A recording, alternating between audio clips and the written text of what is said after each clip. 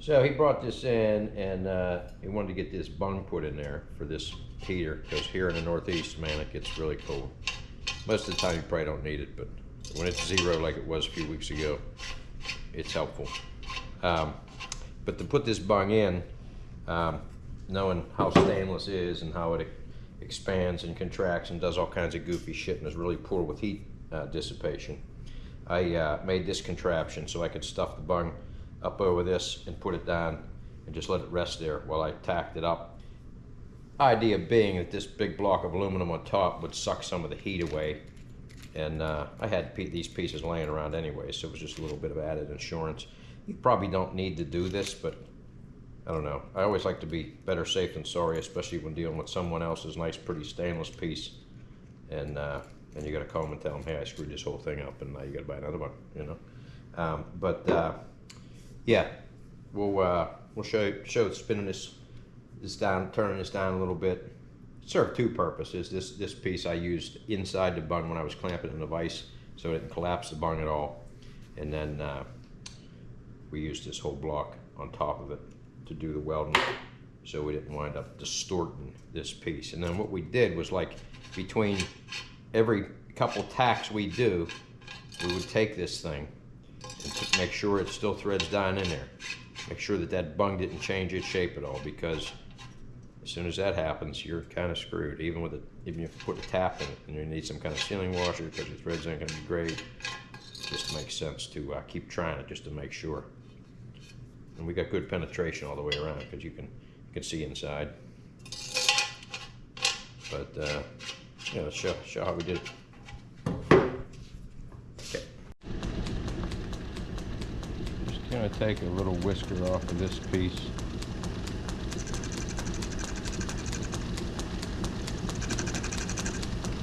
Put it inside the bung for support, so when we pinch it in the vise, we don't end up pinching it too hard and making it out of round.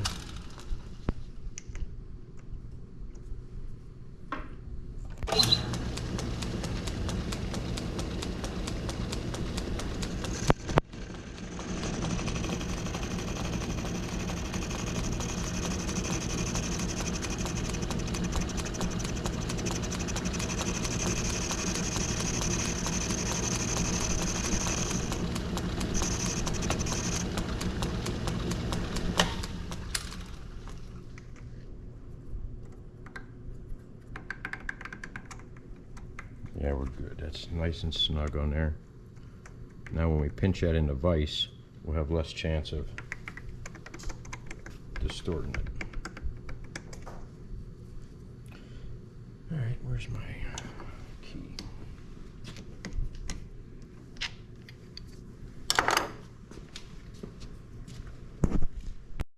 Now what we want to do is this bung is obviously square, it's flat. So what we want to do is we want to put a curve in here, so when it goes onto the pipe, it's sitting down flush on the pipe instead of having big gaps on the sides and being down in the middle. Stainless is finicky. If we were TIG welding, this would be a little bit different story, but stainless is finicky when you're MIG welding, and when you're doing any kind of welding. It does not like, it doesn't sink heat away, so you tend to distort things, and the last thing we want to do is distort the roundness of this thing. We want to maintain the ability to thread something into it after we're done without distorting it. So we're going to put a round in here, so when we put it on that pipe, it sits down nice and flush, and all we need is small tacks all the way around with the MIG.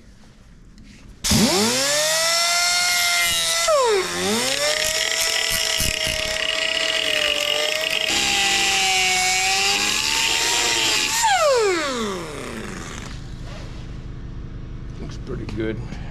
And we're going to grab another tool. We're going to clean that up a little bit. Not quite on this edge, but I think we're close enough. Clean it up.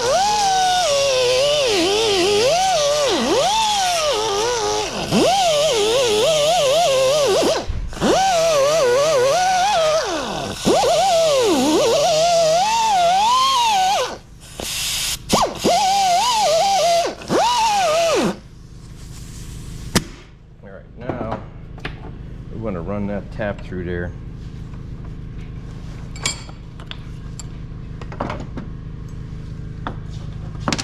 It's a little warm. Alright, we're gonna let that cool down for a minute. Run the tap through. Make sure we don't got no burrs hanging off the backside, and we do.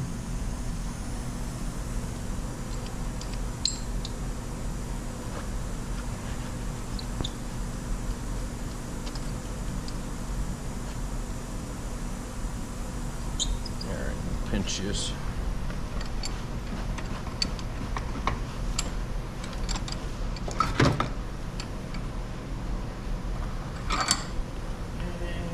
Wrench on it.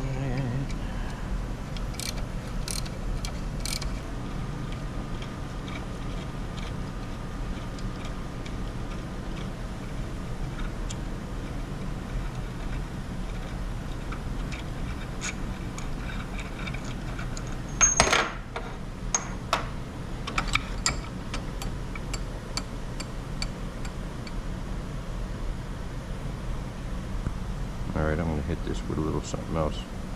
Clean that chamfer up a bit.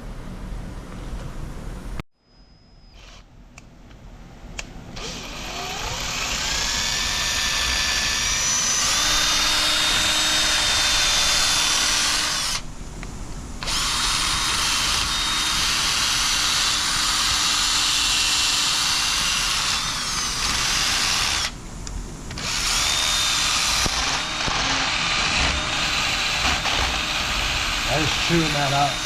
Yep.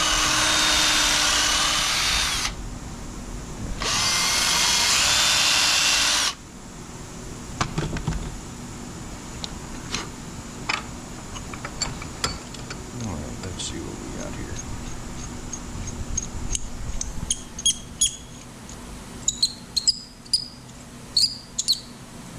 Feels real good now. Good. Typical stainless squeak. Stainless is so unbelievable that you try to use an impact, a lot of times stainless will just go up instantly and it'll fuse into one piece. It's just crazy.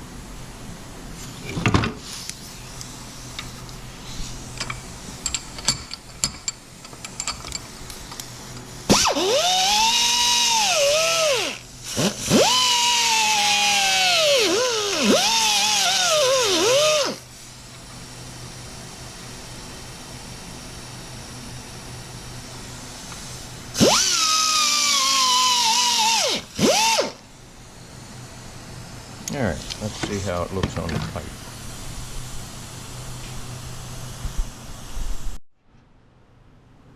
Alright, looks like a pretty fair curve. Probably could have used the cut-off wheels that were a hair smaller to stack up to make that cut, but cut-off wheels come in 3-inch, not 2.5. Alright, I think we're pretty good shape here. Now, we're going to have to figure out exactly where we want this, mark it, and then drill it for that heater. Okay.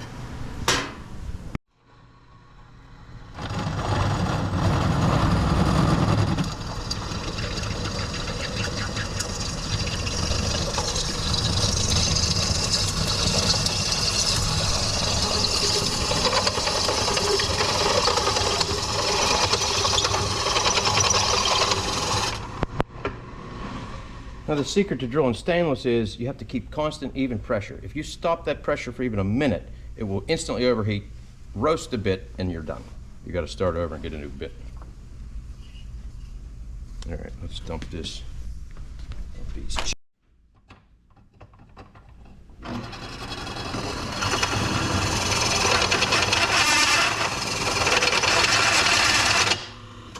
Yeah, it does not like you. Don't like you. Now you want to make sure that you get those chips out of there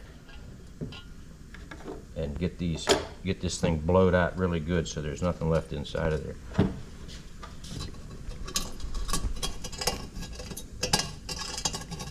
shit hanging out of the back, you know.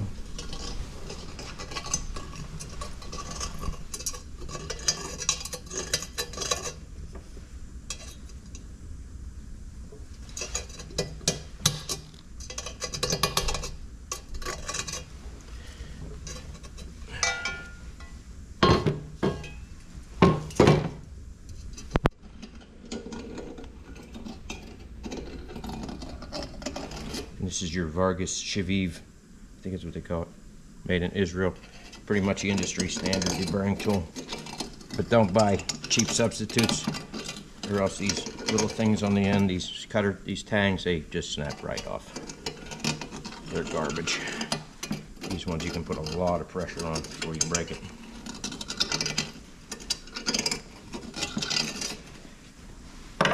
Alright, let's see what she looks like on the inside. Looks like it's pretty decent. We're gonna have to get down in there though and get the rest of that out of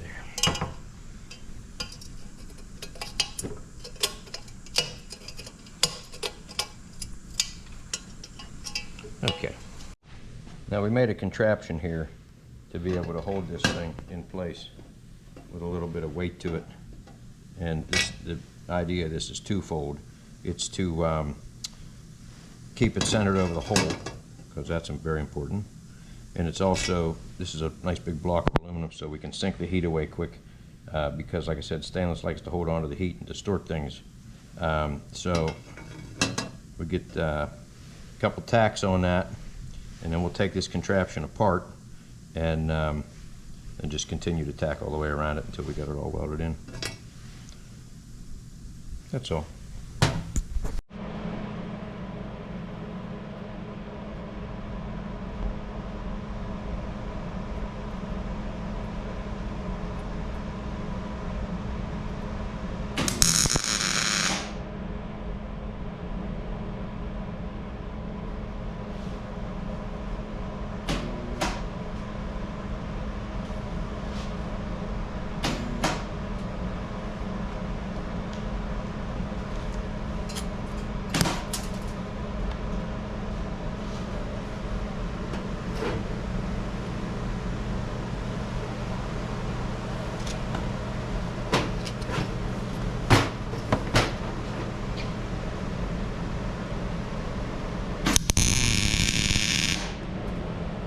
Oh shit. Hmm?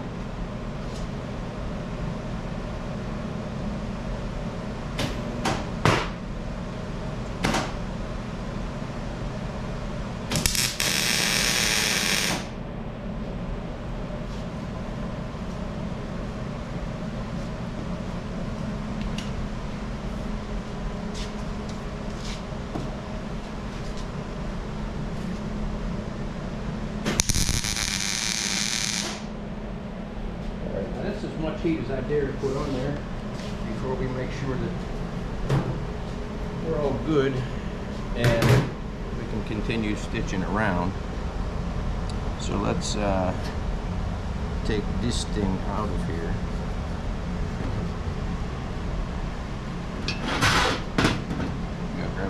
Sorry. We just took our contraption out of there, and now we can set this up and take our time very carefully finishing up the rest of that.